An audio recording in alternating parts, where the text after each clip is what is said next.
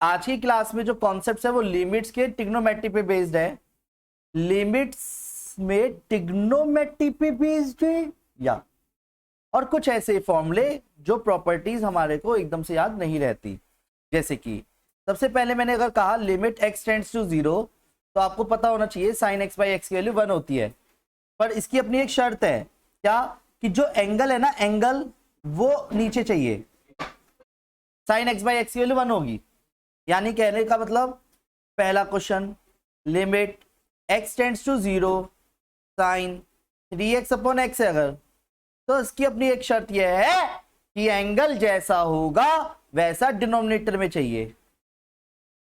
तो x के साथ क्या चाहिए मुझे 3x, तो 3 से इंटू 3 से डिवाइड, बोलो हाँ। फिर यहां पे ये क्या हो गया, तो आंसर क्या आया, नहीं आया समझ। अरे ऐसे कैसे आ गया यार, गुरु जी कैसी बात कर रहे हो। ये देखो अब दूसरा देखो, सेम प्रॉपर्टी 10x की भी होती है, cos की नहीं होती। 10x बाई एक्स की वैल्यू तो 10, अगर 7x है तो लिमिट के पॉइंट ऑफ व्यू से, अभी एक दो भैया भटक रहे हैं, जरा उन्हें समझ ले दो।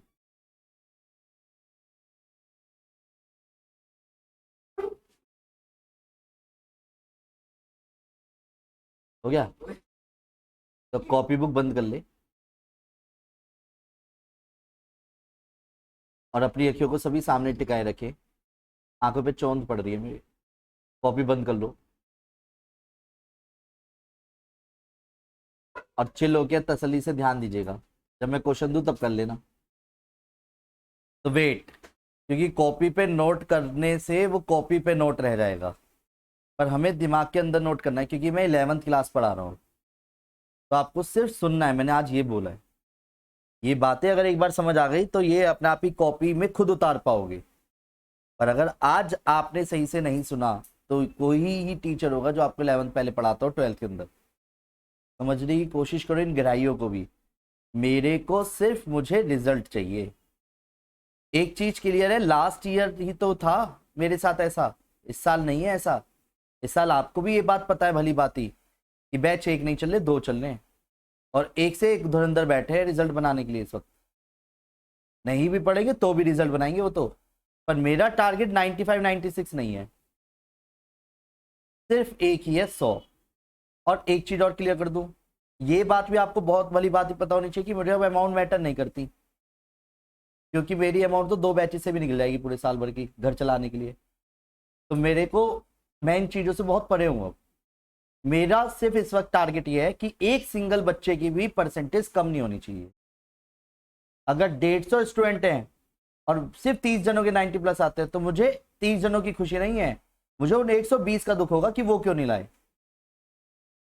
बात समझ रहे हो, मुझे सिर्फ रिजल्ट चाहिए। इस बात को किसी भी जगह पे किसी भी दिमाग में डाल लीजिए, बस मुझे इतना पता है मुझे रिजल्ट चाहिए। और टारगेट मेरा 100 है, 90 एंड अबव बाई डिफॉल्ट आ जाते हैं। और 90 लाने वाले कोई ऐसा नहीं है कि 90 भी ऐसे आ रहेंगे, उसके लिए भी मेहनत करनी पड़ती है। रिजल्ट अगर थोड़ा भी डिस्टर्ब हुआ तो याद रखना आपको दुख ज्यादा नहीं होगा, आपके पेरेंट्स को ज्यादा होगा। क्यों? क्योंकि पूरे बचपन से लेके आपके मरने तक का सिर्फ एक ही ऐसा रिजल्ट होता है जिसको पेरेंट्स अपने पूरे कुनबे में बताते हैं, वो है 12th का रिजल्ट। 10th का भी इतना नहीं होता, क्योंकि 12th एक ऐसा रिजल्ट है कि पूरी स्कूल लाइफ आपकी खत्म हो रही होती है उस टाइम पे। पूरी जर्नी का एक ऐसा रिजल्ट होता है जिसको कई जगहों पे वो गाते हैं।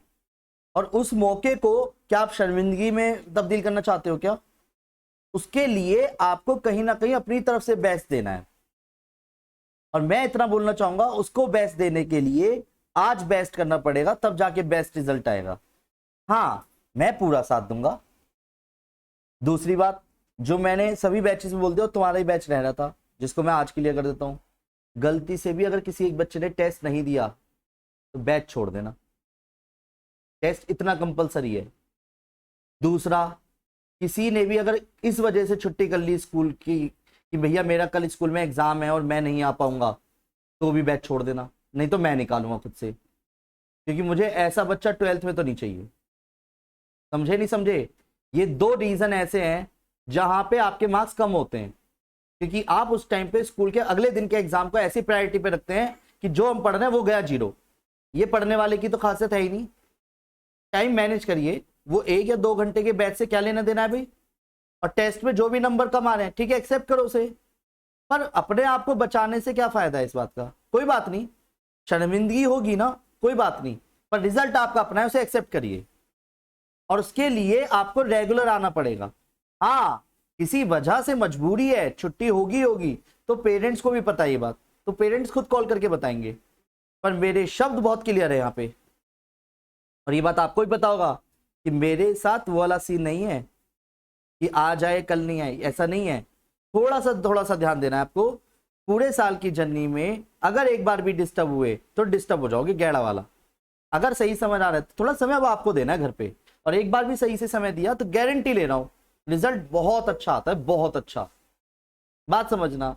सर ऐसे कैसे रिजल्ट आपका इतना अच्छा हो सकता है? अरे यार 2 मिनट के लिए मैं आपको इसका एक छोटे से एग्जांपल में क्लियर करता हूं। 2010 से मैंने पढ़ाना शुरू करा था, ठीक है। 2008 में मेरी खुद की 12th हुई थी, तब भी मैंने खुद से भी कई बार बुक्स को निपटाया होगा। उस 2 साल बाद की जर्नी में 2010 में ही 2011 में 3 ब्रांच और 4 ब्रांचेस रनिंग में शुरू हो गई थी, यानी कि कहीं ना कहीं एबीएसएस के पॉइंट से 4 ब्रांचेस लगातार चली, ठीक है। यानी 4 ब्रांचेस मतलब 4 बैचेस लगातार चले 11th 12th के। और जिसमें कि जिस 12th की जर्नी की ही अगर मैं बात करूं, अब चल रहा है 2023 तक के 13 बैचेस बैठते हैं। उन 13 बैचेस में इंटू 13 करता हूं तो मैंने एक ही कंटेंट को कितनी बार कराया होगा? हर बैच में सेम कराया होगा, सारा कराया होगा। अरे वाह, तो बहुत शार्प हो। और तुम्हें क्या लगता है एक साल में एक ही कंटेंट एक बार होता है क्या? या एक बच्चा एक ही बार क्वेश्चन पूछता होगा?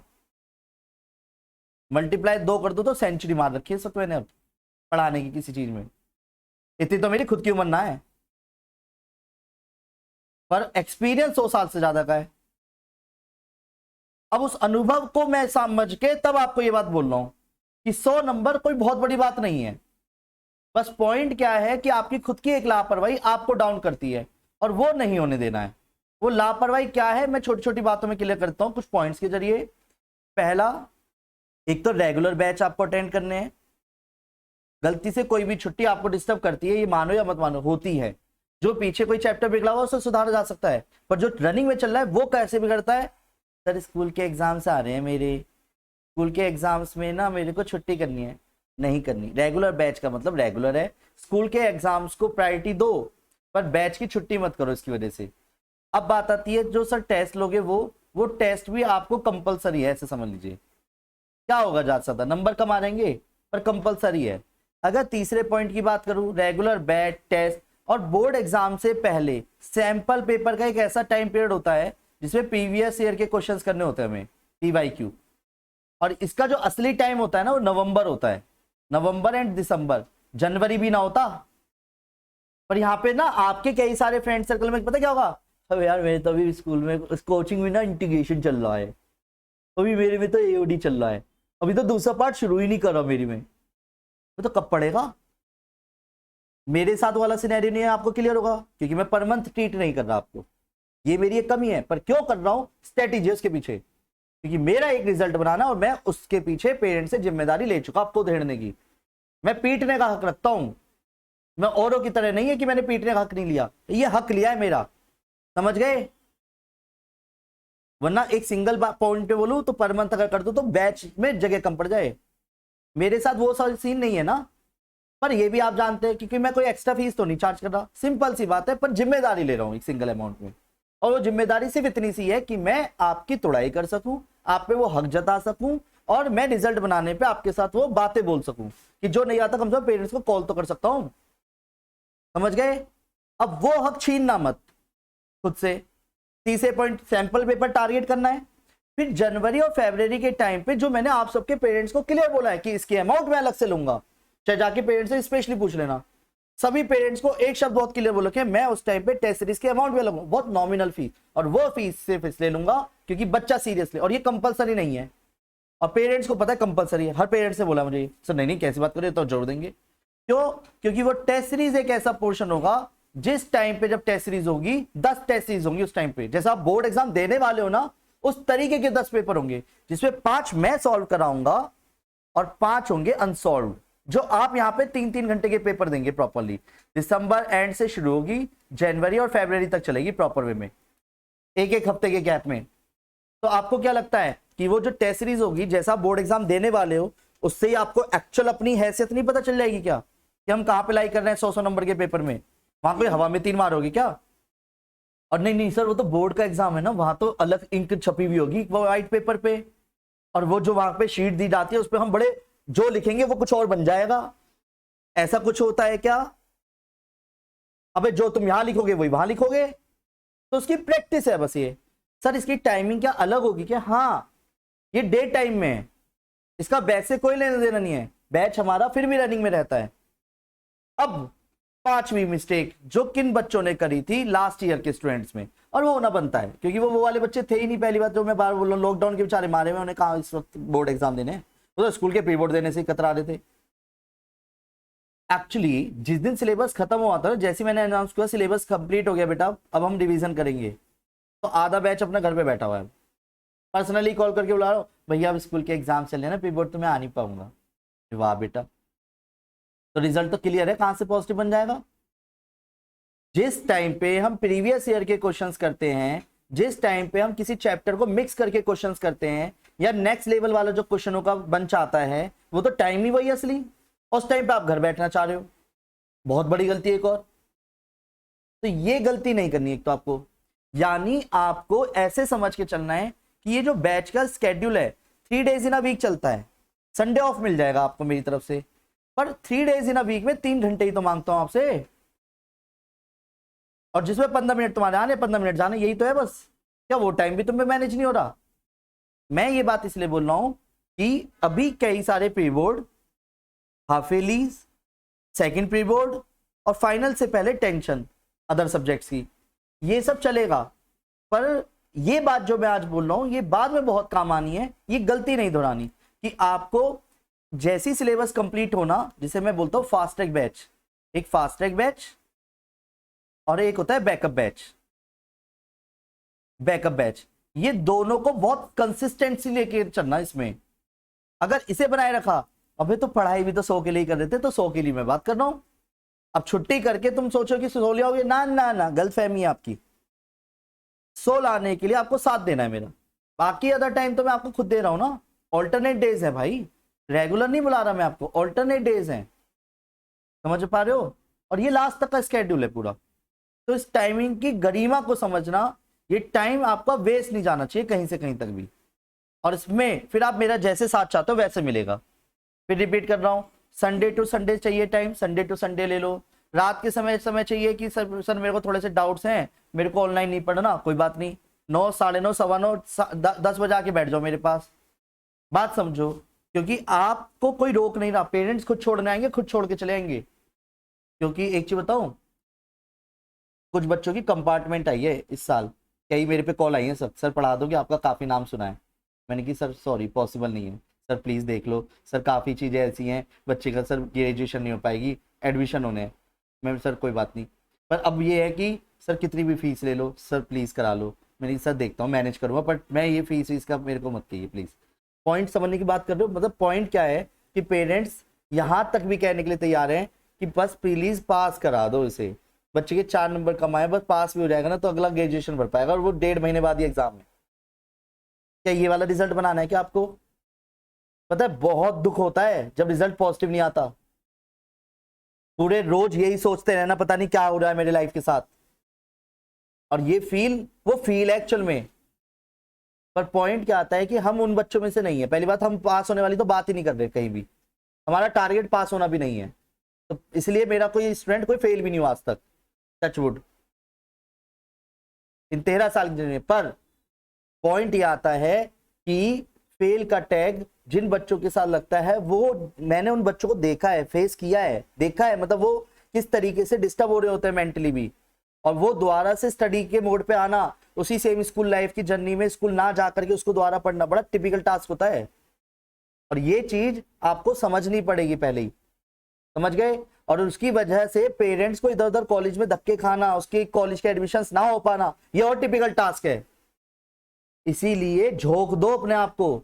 आपके पास और कोई काम तो नहीं है ना 12th में? किसी को बर्डन है किसी तरीके का? किसी की अगर परचून की भी दुकान है तो पेरेंट्स ये चाहते हैं कि किसी और को रख लूंगा, जो नहीं तुझे करना है काम, तू पढ़ाई कर ले पहले। पर ये तक भी होता है, पर नहीं तुम्हारे को अपनी तरफ से करना है, वो तुम्हारी मर्जी है, पर मैनेजमेंट मत बिगाड़िए, क्योंकि जहां वो इतना रुपया खर्च करे वो थोड़ा और कर देंगे। पर समझदारी दिखाइए। यहाँ पे स्केड्यूल बनता है, हर तरीके से बनता है। अबे तुम ही तो 12th में और काम नहीं कर रहे, करने वाले तो पता नहीं 4-4 काम करके तब भी पढ़ाई करते हैं। पढ़ाई की अहमियत तुम नहीं समझे, और तो पता नहीं भाई तरसते हैं। कई सारे कॉलेज के एडमिशंस के टाइम पे या कोई अच्छे कोचिंग के पॉइंट से बोलो, या उस स्टडी को करने के लिए कि कोई भी बस पढ़ा दे, उन्हें मिलते नहीं है यार। एक्चुअली हम शहर में रह रहे हैं, गाँव की तरफ तो ये चीजें भी नहीं है अभी अवेलेबल, पर पढ़ाई तो उनकी भी सेम है, पर वो भी पढ़ते हैं। उनके पास साधन नहीं है। अगर जितने साधन तुम्हारे को अवेलेबल करा रहे हैं ना पेरेंट्स, उनको मिल जाए, तुम्हें क्या लग रहा है? अबे 10 बार पेपर लो, 10 बार सोला देंगे, और स्पीड में करेंगे, प्रेजेंटेशन भी देंगे, और रेस्पेक्ट भी पूरी होगी टीचर के साथ। यहाँ उल्टा मामला है, सर आ रहे हैं वही बहुत है, एहसान कर रहे हैं आप पे आके। ये चीज तो नहीं होनी चाहिए। देखो ऐसा नहीं करना है। मैंने आपको जबरदस्ती नहीं बिठाया किसी को यहाँ, ये बात क्लियर है। मैंने किसी को फोर्स तो नहीं कर रखा, एक सिंगल कॉल करके इतने नहीं तो मुझसे करना है, मैंने ऐसा कुछ नहीं बोला। मेरे को सिर्फ इतना पता है, मैंने फिर रिपीट कर रहा हूँ, मुझे अमाउंट मैटर ही नहीं कर रही। तो जहां 10 बैठे हैं मैं 10 के ऊपर फोकस करूंगा, 20 बैठे हैं 20 पे फोकस करूंगा। अब उन 20 में अगर एक अपने आप को खींच रहा है तो मैं उसको पकड़ के वापस लाने की कोशिश तो कर सकता हूं, पर कोई खींच ले तो मैं रोक नहीं पाऊंगा। और वो आप कभी भी अपने आप को खींच सकते हैं, इसके लिए मैंने कभी बाउंड नहीं करा। पर पर्पस मेरा एक ही है कि एट द एंड रिजल्ट लगाना है। हमारा क्राउड कोई अबे तबे वाला नहीं है, एक सारे अच्छी फैमिली से बैठे हैं। और कई जगहों पे तो पता है सिचुएशन क्या है, टीचर चाहे कितनी अच्छा पढ़ाने की कोशिश कर ले, क्राउड ही ना वहां पे सही, बोलने में लगे रहे हैं सारे। तुम्हें खुद दिख जाएगा यार अभी। और लास्ट ईयर की बता रहा हूं मैं, 18 जनों का बैच था, 11 जने फिजिक्स वाला लेके बैठे हुए थे, 11 जने 18 जनों के बैच में। एक तो लास्ट में आया बिल्कुल 2 महीने पहले, भैया मैंने भाई, और 10th पढ़ा था, जबकि वो 11th में पढ़ा था, 12th की बता रहा हूँ मैं। भैया मैंने कहा तो नहीं भैया, वो फिजिक्स वाला की ले ली थी मैंने, तो वो चीज ना वो मैनेज नहीं हो पाया। वो शुरू में अच्छा लग रहा था, पर साथ में बाद में डिस्टर्ब हो गया। What the hell is this? या तुम्हारे पास हिट एंड टेल करोगे क्या तुम, या शॉर्ट्स वीडियो देख करके कुछ भी सिलेक्ट कर लोगे? सोच समझदारी नहीं है, या तो तुम्हारे अंदर कुछ भी बेवकूफी दिखा रहे हो। समझदारी किसे कहते हैं पहले ये समझिए। सिर्फ शॉर्ट वीडियोस को देख करके आप अगर एनरोल कर रहे हो, ये बेवकूफी है। शॉर्ट वीडियो नहीं देखनी, आपको कंटेंट समझना है 12th का पूरा, वो डीप नॉलेज है एक। उस डीप नॉलेज के लिए सिर्फ 1 या 4 वीडियो से काम नहीं चलना, आपको ऐसी 400 वीडियो का कंटेंट देखना है। और तुम्हें क्या लगता है 400 वीडियो का कंटेंट एक जगह पे मिल जाएगा सही से? वहां बोल भी नहीं सकते तुम। और फिर डिस्टर्ब जब हो जाओगे तो 12th की जर्नी आपकी पहली और आखिरी है। इसमें तो कॉम्प्रो करना भी बेवकूफी है। कोई भी चीज सिलेक्ट करो तो सोच समझ के करना। पॉइंट समझ आ रही है मेरी बात?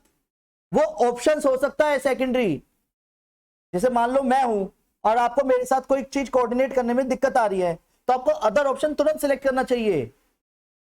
पर अगर समझ भी आ रहा है और उसके बाद भी आप वही वाली बात कर रहे हैं, जो भी एक बच्चे का जिसके कल पेरेंट्स आए थे, सर फिजिक्स और केमिस्ट्री अच्छा समझ आ रहा था इसलिए मैथ्स में फेल हो गया, क्योंकि उन्हीं सर से पढ़ रहा था ये, क्योंकि तीनों सब्जेक्ट वही पढ़ा रहे थे। वाह, कॉम्प्रो क्यों करा तूने? कह रहा सर केमिस्ट्री फिजिक्स अच्छा चल रहा था ना, तो मैथ्स भी वहीं लगा लिया। मैंने अच्छा, तुझे बड़ी जल्दी होश आया। फिर कल काफी देर कन्वर्सेशन है, 1 घंटा कन्वर्सेशन, और पेरेंट्स बड़ी रिक्वेस्टिंग मोड पे रहे। और पता लास्ट में जाते हुए क्या बोलते हैं? यार सर अगर बच्चा पास भी हो गया ना, तो जो फीस आपने लिखी है ना मैं वो दे दूंगा। और बच्चे की तरफ देख के क्या कहते हैं? बेटा तू पास हो जा, तुझे बुलेट दिला दूंगा। और तुरंत पता है पेरेंट्स को मैंने क्या बोला? सर गलती कर रहे हो, फिर से मुंह पे बोली ये वाली बात मैंने, नहीं गलती कर रहे हो। बुलेट क्यों दिलाओगे? अपनी मेहनत नहीं कर सकता क्या? फिर गलती कर रहे हो यहाँ पे।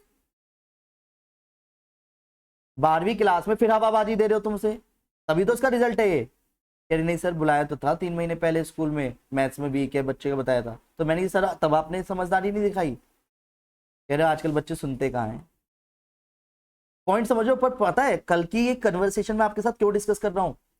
कि वो पेरेंट्स बड़ी रिक्वेस्टिंग मोड पे रहे लास्ट तक, और एक समय पे आकर के मैंने एग्री करा।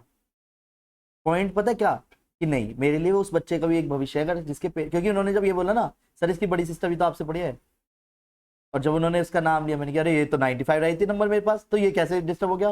कह रहा सर वही ना फिजिक्स केमिस्ट्री जब वही पढ़ लिया था तो मैथ भी वही पढ़ लिया। न बच्चे ने तो बहुत बार बोला था। सोचो अब इन्फोसिस में है वो लड़की, शादी हो गई उसकी स्टूडेंट की जो है, और उससे फिर पापा ने बात कराई, ले बेटा बात कर। फिर उसने फिर वही रिक्वेस्ट करने लगी ना जब कि भैया देखो आप पे विश्वास है तभी तो मैंने इसका आपका नंबर दिया है कि देखो बस नंबर थोड़े से कम रहेंगे पूरे हो जाएंगे।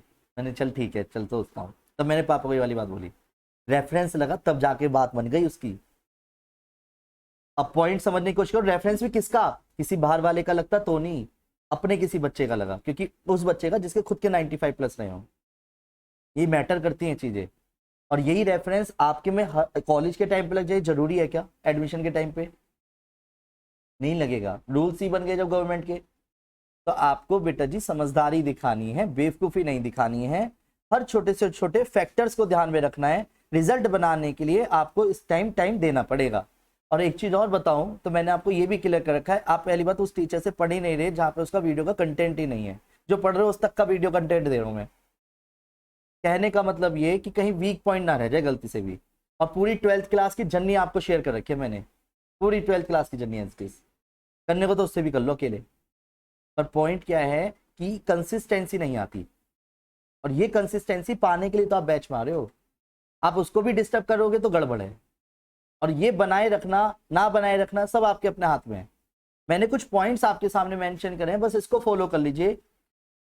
मैं कभी भी आपको इस बात पे तो नहीं डांटने वाला कि आपके नंबर कम आए हैं, क्योंकि कोई बात नहीं चलता है।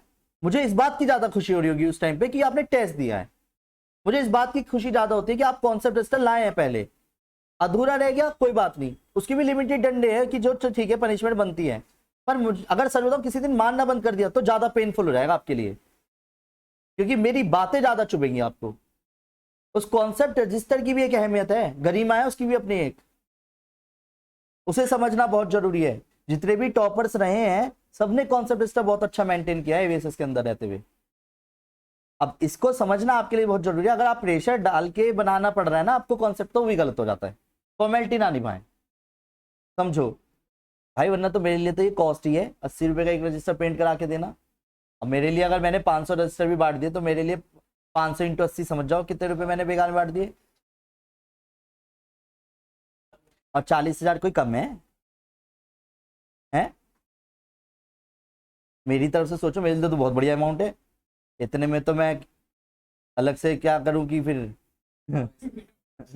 मैं मजा ही बांध दूं। नहीं समझो यार, कुछ चीजें ऐसी हैं जहां पे आपको समझना पड़ेगा। सिर्फ रजिस्टर में पॉइंट ये नहीं है, मेरे लिए वो एक ऐसा पॉइंट है जहां पे आपको रिजल्ट बनाने में हेल्प कर रहा है। आप समझ रहे हो? दूसरा पॉइंट, ये बिकाऊ नहीं है रजिस्टर। खूब बच्चे आते हैं सर ये मैं रजिस्टर खरीदूंगा, भाई मैंने कब इसे सेल कर दिया? एक सिंगल बच्चे को से भी समझ लो, सेल ही नहीं होता वो, क्योंकि उसकी कीमत नहीं है पहली बात। वरना रजिस्टर तो मार्केट में खूब है, आप समझ पा रहे हो? इसका मतलब क्या है कि यानी कि उसकी गरिमा को समझो। मैं फिर बोल रहा हूं, उसके पीछे कुछ रिजल्ट बनाने के पीछे कुछ पॉइंट्स हैं वो, क्योंकि उस कॉन्सेप्ट रजिस्टर को आप रिप्लेस नहीं कर सकते किसी अदर उसे रजिस्टर से, तो इसीलिए दिया गया है। समझ गए? आपको बस बनाना है रेगुलर बेसिस पे। अब एक और प्लस पॉइंट जो आपको बताता हूं, मई एंड जून, जिसमें आधा मई निकल चुका, आधा मई बच रहा है, क्योंकि अभी स्कूल बंद नहीं हुए, 20, 22, 25 तक बंद हो जाएंगे ऑलमोस्ट। सबसे बढ़िया टाइम सिर्फ जून होता है 12th की कमियों को दूर करके सुधारने का, सबसे बढ़िया टाइम। ये टाइम लौट के नहीं आने वाला, जहां पे आपको स्कूल की टेंशन नहीं है, पूरा फुल सुबह से लेकर रात तक का सारा स्केड्यूल आपका अपना है, इसमें जितना एक्स्ट्रा कंटेंट कर सकते हो करो। फिर जहां जुलाई शुरू होगा ना, स्कूल के यूटी भी ले, स्कूल भी जाना कंपलसरी है, और काफी सारे ड्रामे लगेंगे साथ में, पर आपको उसे मेंटेन करना है। पर जून मत खत्म होने देना। मैंने जून कैसे यूटिलाइज किया था मैं अपनी बता रहा हूं। डिफरेंशिएशन और इंटीग्रेशन जैसे चैप्टर मैंने जून में निपटा दिए थे। मेरी फाइनेंशियल कंडीशन इतनी नहीं थी कि मैं कोई ट्यूशन लगवाता, ठीक है? तो मेरी जो बड़ी सिस्टर है, मतलब उनकी क्या कहते हैं, मौसी जी की लड़की, वो ट्यूशन पढ़ाती थी। वो बुलंदशहर टॉपर भी रही थी डीपीएस स्कूल की, और वो ट्यूशन पढ़ाती थी। तो पापा मम्मी ने कहा कि मम्मी ने सीधा कहा मौसी के पास चले जाओ, दीदी से पढ़ ले, ठीक है, जून की छुट्टियों में। तो जून की छुट्टियों में जब मैं गया था, तो दीदी ने मुझे फटाफट जैसे बैच में भी पढ़ाती तो मुझे साथ साथ करा दिया, और घर पे जैसे बुरे एक ऑलमोस्ट 20 दिन रहा था मैं उनके साथ जो है। तो उन्होंने क्या करा कि थोड़ा थोड़ा टॉपिक मुझे एक्स्ट्रा भी कराती रही, कि जैसे वो अपना पढ़ रही है और साथ में लाभिषेक तुझे करा दिया, फिर मैं अपना कर रहा हूँ। और आर.डी. शर्मा मैंने डिफरेंशियल इंटीग्रेशन की पूरी निपटा दी थी। अब कहानी क्या हुई, स्कूल में डिफरेंशिएशन शुरू हुई तो मैं आगे, इंटीग्रेशन जब चली तो मैं आगे। पूरी 42 क्लास में, 42 स्टूडेंट की क्लास में मैं अकेला ऐसा स्टूडेंट था जिसको वो चैप्टर आता था, क्योंकि औरों के ट्यूशन में भी नहीं हुआ था वो। क्योंकि स्कूल में क्या होता है कि एक क्वेश्चन करते ही चैप्टर खत्म हो जाता है, और वो बहुत जल्दी जल्दी आगे बढ़ रहे थे। और वो जो भी बच्चे जो ट्यूशन पढ़े थे 41 के 41, वो बेचारे कहाँ से आंसर देते, क्योंकि उनके ट्यूशन में नहीं हुआ, क्योंकि वो डिपेंड है कहीं ना कहीं। उस वजह से मैं कैसे आगे हो गया, मेरा कॉन्फिडेंस लेवल और सर के साथ एक इंटरेक्शन बड़ा कैड़ा हो गया। क्योंकि मुझे जो सेकंड साथ दिया फिर वो मेरे को स्कूल के सर ने दिया, क्योंकि उन्हें ये बात पता थी कि अभिषेक ट्यूशन नहीं पढ़ रहा और फिर भी आंसर दे रहा है, तो उनके लिए मैं कैसा स्टूडेंट हो गया, बहुत बढ़िया स्टूडेंट है, बहुत बढ़िया स्टूडेंट है। और मैंने क्या मौका नहीं खोया। फिर अब मेरी मजबूरी क्या थी, पर मेरी मजबूरी थी वो उस टाइम पे उनका साथ लेना, कि अगर सर ने एक क्वेश्चन करा के एक्सरसाइज खत्म कर दी है तो मुझे एक्सरसाइज घर पे आके तुरंत करनी पड़ेगी। क्योंकि गलती से अगर जब सेकंड एक्सरसाइज हो गया तो एक टीचर की आदत होती है कि बेटा किसी को कोई डाउट तो नहीं है, तो सर ये क्वेश्चन पूछते थे, सर बेटा किसी के डाउट तो नहीं है, और मैं ये अपने डाउट रख देता था, सर ये मेरे 3 डाउट आए हैं, सर मेरे जो 2 डाउट आए हैं, तो सर उन्हीं को करा देते थे। और इससे बेनिफिट क्या हुआ कि मैंने अपने टाइम से डाउट ले लिया और प्लस हो गया औरों से, क्योंकि औरों के डाउट तो तब आएंगे ना वो पढ़ेगा, और वो जो डाउट आएंगे वो ट्यूशन में पूछ लेगा। तो मेरे साथ वाला सिनेरियो, तो मैंने उस मौके को खोने नहीं दिया, और ये कॉन्फिडेंस मेरा इतना ज्यादा हाई हो गया। तो मेरे को कई बच्चे बोलते थे तू ही लाएगा 90+, तू लाएगा 90+, नाम पड़ गया था मैंने 90+, हाफ ईयरली से लेके फाइनल तक सबने 90+ ही बोला था मुझे। उस 90+ की जर्नी में एक चीज बहुत अच्छी लगी मुझे, मैंने विवेक को बोला, मैंने साले मारूंगा बहुत इन सालों को, बहुत मारूंगा, क्योंकि चढ़ाते रहते थे 90+ करके, तो 90+ आ रहा है, क्योंकि मैं लंच में भी करता रहता था। और लंच के करने के पीछे रीजन ये था कि कोई डाउट आए तो विवेक या कोई भी जो बच्चा है वो कर दे, कम से कम उस क्वेश्चन का हिंट दे दे, क्योंकि वो पढ़ रहे हैं तो बता देगा। तो ये रीजन होता था कि साथ साथ कर लो क्वेश्चन को। तो विवेक ने पता क्या बोला मेरे से, 90+ लाई हो ना यार, बात खत्म। हाँ वो तो है ही, पर फिर भी करना ना, तो 90+ ला, रिजल्ट अपना आप तेरा बोलेगा। भाई साहब सबने इतने दिल से बोला हुआ था 90+ ही आए, मैथ में भी और अकाउंट में भी। अब पॉइंट क्या आता है, और पूरे स्कूल में विवेक और मैं थे जिसके 95 नंबर थे मैथ्स में, पूरे ओवरऑल किसी के नहीं थे। बता कितनी बड़ी बात है, 202 स्टूडेंट में 90 क्रॉस नहीं है, जिसमें साइंस वाले स्टूडेंट भी जो अपने आप को धुरंधर मानते थे वो भी 80 और 90 के बीच में थे। उस टाइम का रिजल्ट कितना टफ रहा होगा। और मैं बड़ा खुश, मैंने यार ये तो उनको भी जवाब मिल गया, जिनको नहीं भी देना था उनको भी जवाब मिला है कैड़ा वाला। और जो टॉपर था ना 6 से लेकर के 11 तक पवन, तो मैथ्स में कम होने की वजह से वो सेकंड आया, विवेक टॉपर बना। और मैं तो कहीं भी नहीं था, मेरे तो 11 में 50% थे, मेरा से मैथ्स ही स्ट्रॉन्ग था। 12th में सोचो मेरे 88% बने ओवरऑल, और 89.5 वाला तो टॉपर था विवेक, तो सोचो। और जिसमें कि थर्ड आया था वो वाला फिजिक्स थी, वो फिजिकल थी जिसपे, उसमें मैथ ही नहीं थी। तो सबसे पहले नंबर पे रहा विवेक कॉमर्स में। हमारे स्कूल में एक ही टॉपर रहता है, चाहे पूरे स्कूल का एक टॉपर परसेंटेज वाइज। फिर सेकंड था साइंस वाला पवन, जो 6 से लेके 11 तक हमेशा फर्स्ट रैंक पे रहा था, क्योंकि एक होता है निगाहों में टिका रहता है वो बच्चा। थर्ड पे आया था विनय, और फोर्थ पे था मैं। सोचो साइंस का तो नामो निशान नहीं है चौथे के बाद, मतलब चौथे के बाद है जो है, मतलब 2 कॉमर्स के हैं स्टार्टिंग में अगर कहो तो, पहला विवेक, फिर दूसरे पे साइंस वाला पवन, तीसरे पे वो कॉमर्स वाला, वो भी कौन सा फिजिकल वाला, और चौथे पे मैं था। तो ये कितना बड़ा रिजल्ट रहा होगा। और जिसमें कि सारे स्कूल के टीचर साइंस वाले करते रहते थे, साइंस वाले ने ही टॉपर नहीं करा। और वो हमारे स्कूल में एक ही रिजल्ट लिखा जाता है, 2008 विवेक अग्रवाल, 2007 ऐसे करके नाम एक ही लिखा जाता है पूरे स्कूल का, एक ही बच्चे का बस, और उसमें विवेक ने नाम दर्ज कराया है। और जिसमें कि विवेक की बताऊं तो उसने ऐसे एग्जाम्पल सेट किया है, उसे वो पिक आज भी लगा रखे है हमारे राकेश वाली ब्रांच पे। जो हमारे को ना स्कूल में पैम्पलेट मिलते थे, जो स्कूल के टॉपर्स रहते थे उसके 3-3 चेहरे, 10th के और 12th के वो चेहरे मिलते थे। तो 10th में विवेक ने जर्नी बना दी थी कि यार इस जगह पे मैं आऊंगा अपने आप को, होता है ना एक विजन बनाना। 11th में भी, तो 12th में वही आया विवेक उस चेहरे पे। तो और वो 2 साल का जो मिला था ना प्रीवियस ईयर का, वो स्पेशली पूरा फ्रेम बनवा के लगा रखा है हमने राकेश मार्ग में आज भी। सोचो 15 साल की जर्नी पुराना, 16 साल 17 साल पुराने पैम्पलेट्स छोटे से, ये विजन होते हैं एक्चुअली, जिसे आप समय के साथ बनाते हो। अब यहाँ पे तो मैं वीडियो क्या दिखाऊं, मैं एक वीडियो शेयर करूंगा प्राची की, जैसे जो अभी लास्ट टाइम 100 आउट ऑफ 100 रही थी मैथ्स में ध्रुव से पहले, और उसने अपना खुद एक इंस्पिरेशनल किसको बनाया, उसको क्या कहते हैं, आशीष चौहान को, क्योंकि उसके भी मैथ्स में 100 थे। उस टाइम जब उसको लैपटॉप दिया गया था तो उसने अपनी बातों में बहुत क्लियर बोला है कि मैं, मतलब एक कहते हैं ना कि मेरे को बड़ा अपने आप को इमेजिनेशन में ज्यादा जा चुकी थी कि मेरे को अपने आप को स्टेज पे देख रही थी मैं, और उसने ये बात बोली है, मैं वो वीडियो शेयर करूंगा, मैंने थोड़ी ना बोला तू ये सब बोल, अपना बोला उसने 16 आने के बाद। समझने की बात यह है कि जब आप किसी टारगेट को अचीव करने के लिए उसको सोचोगे, उसके पीछे वर्क करोगे तो रिजल्ट आता है, मैं ये जानता हूं, बात समझना, बस आपको अपना 100% देना है, ठीक है। कुछ बातों को आपको शेयर कर दिया मैंने, इन बातों को समझना सीखना अब आपके ऊपर है, बाकी देखते हैं जो भी होगा, ठीक है। समय ज्यादा हो गया। ओए क्वेश्चन पहला, साइन 7x 10 7x है तो क्या चाहिए, इंटू 7, आंसर क्या गया 1 इंटू 7 आंसर, नहीं आया समझ। और एक चीज याद रखना, एलुमनाई में सिर्फ एक ही जने के पेरेंट्स आते हैं पूरी 500-600 की गैदरिंग में, पता है किसके, जिसके 100 आते हैं बस, साल के जनवरी की फरवरी के बीच में, मतलब 600 की गैदरिंग अगर बैठी है ना ऑडिटोरियम में, तो या तो हमारे पेरेंट्स होते हैं या वीवीआईपीस बड़े शहरों में, या फिर एक ही सिंगल पेरेंट्स जिसके 100 आते हैं। सोचो कितना प्राउड मोमेंट होता होगा उस पेरेंट्स के लिए भी। और पेरेंट्स ऑन स्टेज होते हैं जिस टाइम लैपटॉप या आईफोन उसे दिया जाता है एज अ गिफ्ट। तब तक एक ही के आ रहे थे 3 साल पहले की, क्योंकि दो साल तो लॉकडाउन में निकल गए, तीसरा साल डिस्टर्ब हुआ कई चीजों को लेकर, इसलिए एलुमनाई नहीं कर पाया अभी तक।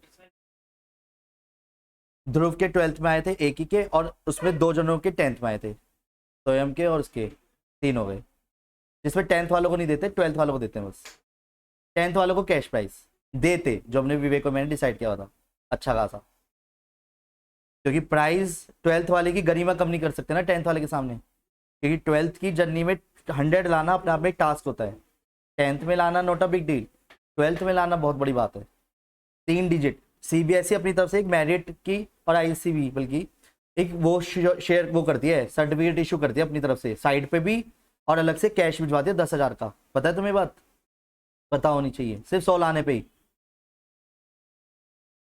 आईएससी में शायद देखना पड़ेगा, सीबीएसई में तो ये है, जितने भी बच्चे मेरिट में आता है अलग से कैश का एक चेक आता है, और ऊपर से वो भी। अब सोचो, और ये भी छोड़ो, छबिल दास में ध्रुव को 21,000 का चेक दिया है, पापा ने तुरंत पिक क्लिक करके भेजी थी, सर चेक मिला है बच्चे को, वो पड़ा हुआ मेरे पे मैसेज ध्रुव महाशय को, तो सोचो। और जबकि जिन भैया से तो आप मिल लिए ना, ध्रुव भैया से तो भी रिसेंटली, तो मैं उसका ही बता रहा हूँ अभी, उसको तो 21,000 का कैश दिया, चेक बिल्कुल प्रॉपर सर्टिफिकेट के साथ। तो यार एक्चुअली स्कूल वालों को ये पे नहीं 21,000 दिया, वो उसका अचीवमेंट है जो उसे मिला उस टाइम पे, और ये अचीवमेंट आपको पता नहीं कहाँ कहाँ से मिलेगा एक बार में, और ऐसे अचीवमेंट आपको कई बार सोचने हैं, कई बार मिलने। अच्छा एक और चीज बोल रहा हूँ, कभी किसी को वैसे लगे, ये भी ध्यान रखना 12th में अगर परसेंटेज कम भी आते ना, तो ये आपका भविष्य डिसाइड नहीं करती, ये सच है। भविष्य डिसाइड करेगा आपकी अपनी मेहनत, जो आफ्टर 12th भी कर सकते हो आप। इन केस किसी वजह से डिस्टर्ब हो जाता है मामला, तो ये आपका भविष्य नहीं बनाती, उसके लिए आपको मैंने बस ये बात बोली है, हाँ परसेंटेज आपके पेरेंट्स को प्राउड मोमेंट देती है, और वो एक ऐसा मोमेंट होता है जिसे वो अपने पूरे कुन में मंगाते हैं, बस मैंने ये बात जरूर बोली है, तभी आप इसको अदरवाइज ले जाओ कि परसेंटेज लानी ना, मेहनत करनी है एंट्रेंस के पॉइंट ऑफ व्यू से, जो आपको कॉन्सेप्ट स्ट्रांग रहे बस, क्लियर। और 100 लाने वाले का मतलब कॉन्सेप्ट उसे स्ट्रांग ही थे, ये भी सच है, इसको आप इग्नोर नहीं कर सकते, समझ गए। तो ऐसा नहीं है 100 लाया तो वो सारे एंट्रेंस कर देना ना, कुछ रटाफिकेशन तोते भी होते हैं, पर हर कोई थोड़ी ना होता है, 1000 में मात्र एक, समझ गए। देखिए सबसे पहले बात आती है किसकी, पहला क्वेश्चन, ट्रिग्नोमेट्री में साइन की पावर का एक कॉन्सेप्ट है, साइन की पावर में अगर आपको x दिखे जैसे, तो पहले भी 2 क्वेश्चन स्पेशली करता हूं। Limit x tends to 0 sine x by x की वैल्यू क्या है, limit x tends to 0 tan x by x की वैल्यू क्या है, limit x tends to 0 x by sine x की वैल्यू क्या है, बोलो 1 ही होती है। अब अटका मामला यहाँ पे, पर पॉइंट ये है कि ये सेम होना चाहिए, चाहे वो ऊपर हो या ये नीचे हो, ठीक है। और limit x tends to 0, x upon की वैल्यू भी क्या होगी, तो कहने का मतलब अगर लिमिट x टेंड्स टू 0 और x अपॉन साइन 3x आ जाए, तो आप ऐसे में क्या करोगे, 3 से मल्टीप्लाई 3 से डिवाइड, इसकी वैल्यू क्या रहेगी, आंसर क्या आया 1/3। नहीं आया समझ। दूसरा, limit x tends to 0 tan 5x upon sine 7x है, भाई ये तो 0/0 बनेगा अगर 0 रखूंगा, और हमें पता है इंडिटरमिनेंट फॉर्म में 0/0 नहीं बनना चाहिए, तो ऐसे में क्या किया जाए, तो मेरे प्यारे बच्चों tan 5x के नीचे आपको क्या चाहिए, बोलो, है ना, और साइन 7x के नीचे क्या चाहिए, तो जिससे आपने डिवाइड किया उससे मल्टीप्लाई कर लो। 7x के नीचे 7x चाहिए तो 7x से मल्टीप्लाई, ये 1 हो जाएगा, ये 1 हो जाएगा बाय प्रॉपर्टी, पर ये x से x कट जाएगा, तो आंसर क्या आया, नहीं आया समझ। एक और चीज बता दो तुम्हें, कल जो टेस्ट है ना, शायद हो सकता है तुम्हारा बैच पीछे हो, पर कुछ बच्चे लगे पड़े हैं और आज भी डाउट्स लिया ऑनलाइन उन्होंने दिन के समय पे, मतलब कल का टेस्ट बिल्कुल जी जान से लगे हुए हैं कई, क्योंकि 2 हफ्ते ऑलरेडी लेट कर चुका मैं, तीसरा हफ्ता चल रहा है, और टेस्ट बहुत सीरियस मोड पे इस बार, क्योंकि मैंने खुद से भी अपने आप से एक प्रॉमिस किया है कि मुझे टेस्ट सीरियस मोड पे लेना और कॉपीज आपको टाइम से देनी है, क्योंकि मेरे रिजल्ट ना आने में हो सकता है ये भी कहीं ना कहीं एक लूपहोल हो जाए, और मैं उसमें कमी तो नहीं छोड़ने वाला, और कॉपी खुद चेक करूंगा। और खुद पहले बस ये रहता था मेरा टारगेट कि यार सामने चेक करूंगा, सामने चेक करने के चक्कर में डिस्टर्ब हो जाता है मामला, मैं चेक करके आपको देता चले आऊंगा, क्योंकि जिससे आप अपनी कमियों को दूर कर पाएं। क्योंकि बाय डिफॉल्ट कल मैंने क्या करा था, प्राची की वीडियो ऐसी बच्चों के सामने चला दी थी, क्योंकि वहाँ पे वो वाला स्क्रीन लगी हुई है डिजिटल वाली, स्मार्ट बोर्ड वाली, तो उसमें वॉइस वॉइस सब रहती है, तो वो उनके सामने चला दी थी, तो मैं उसकी बातों को बहुत बारीकियों से जब सुन रहा था, तो उसने अपनी बातों में ये वाली बात बड़ी अच्छी बोली थी कि जब हमारी सिस्टमेटिकली टेस्ट हो रहे होते हैं और उसको समय से जब हमारे को मिल रहा होता है, तो हम अपने आप को एनालाइज कर पाते हैं और अपनी रही कमियों को दूर कर पाते हैं समय रहते, जिससे हम अच्छा कर पाते हैं नेक्स्ट वाले पेपर में। उसकी यही बात मेरे को और ज्यादा वो कर गई इम्प्रूव, यार हाँ गलत कहाँ बोला इसने, क्योंकि उस टाइम पे मैंने टेस्ट प्रॉपर लेता था लगातार, वो सारी चीजें, लॉकडाउन ने बिगाड़ा सिचुएशन, जो बार बार डिस्टर्ब हुई टीम पूरी, पर इस बार तो नहीं है ना ऐसा, इस बार तो लॉकडाउन जैसी सिचुएशन भी नहीं है, तो बस मेरी तरफ से आपने, मैंने इसलिए कुछ 5 पॉइंट्स में आपको क्लियर कर दिया है, टेस्ट सीरियस लेना, बात समझ गए। जब मैं टेस्ट सीरियसली बोल रहा हूं तो सीरियसली वो सारी चीजें आपको मिलेंगी रिजल्ट में, रिजल्ट जो आएगा वो कोई बात नहीं, मैंने ये पहले ही बोल दिया, मैं कुछ नहीं कहूंगा उसमें, बस थोड़ी बहुत गलतियां होंगी कोई बात नहीं, थोड़ा बहुत कहा सुनी चलती रहेगी, पर वो वैसे नहीं होगी कि आपको कोई बुरा लगेगा मेरी बातों का, बात समझ गए, बहुत सीरियस मोड पे लेके चलना।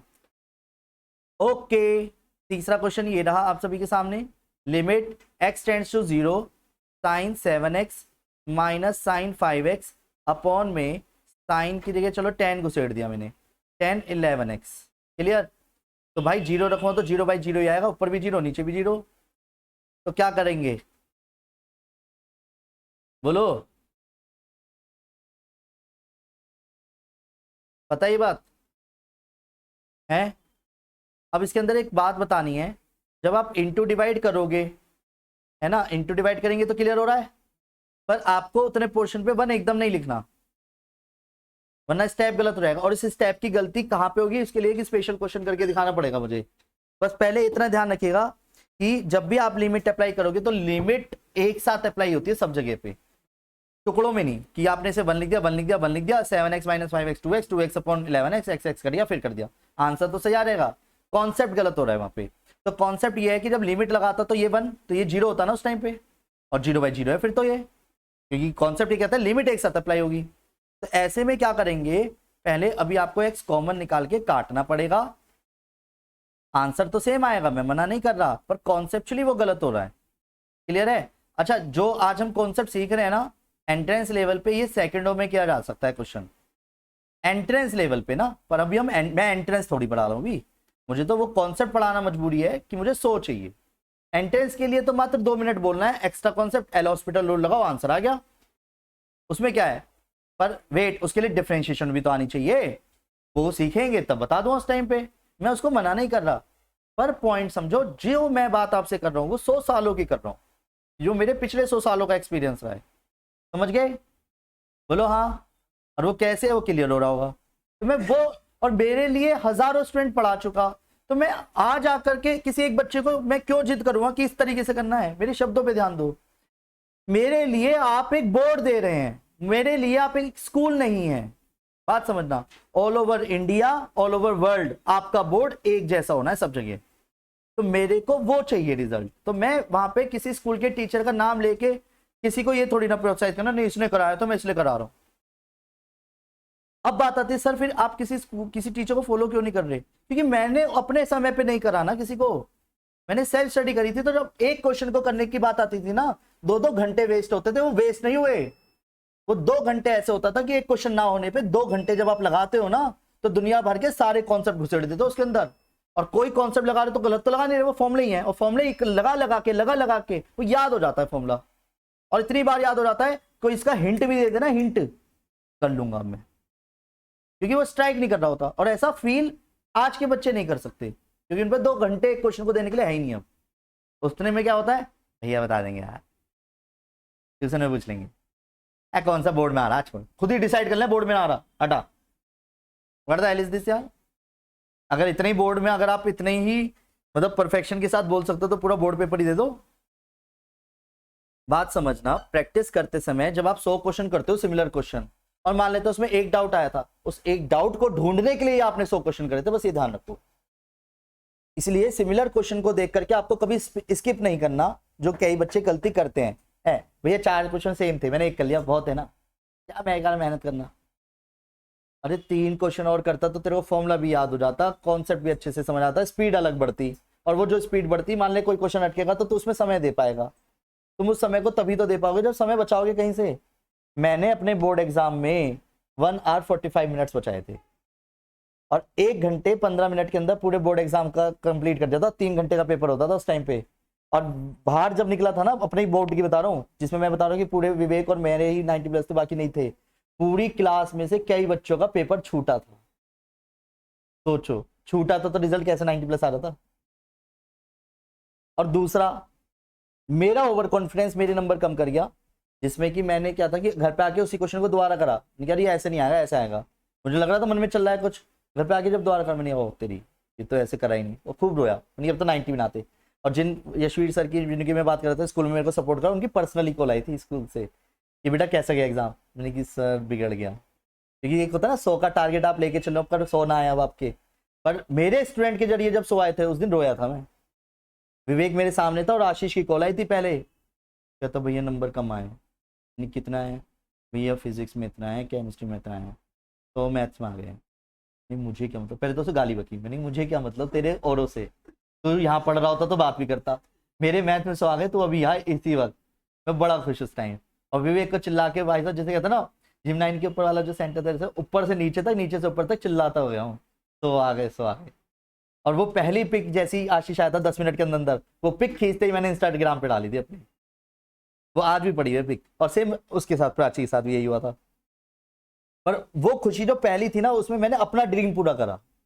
और अब तुम सोचो कि वो मेरा ड्रीम अब मल्टीपल ग्रोथ में चाहिए मुझे। अब ये वो मेरा ड्रीम है अब इस वक्त, ये कि मुझे मल्टीपल्स में सो चाहिए, एक के साथ सो नहीं चाहिए अब। इसीलिए मैं आपको बोल रहा हूं कि मेरे लिए पेनफुल है अगर किसी एक के भी नंबर कम आते हैं। अब समझ गए? ज्यादा लेक्चर हो गया आज। फिर भी नहीं सर, गर्मी लगेगी, लाइट गई है, गेट खोल दे।